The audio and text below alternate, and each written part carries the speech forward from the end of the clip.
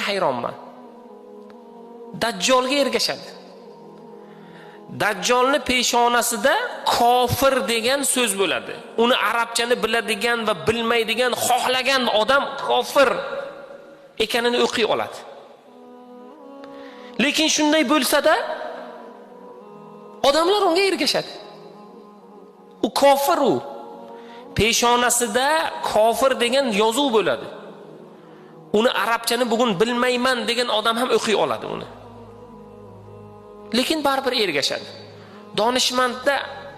Donishmandga bir yosh yigit xuddi shunday savol bergan ekan.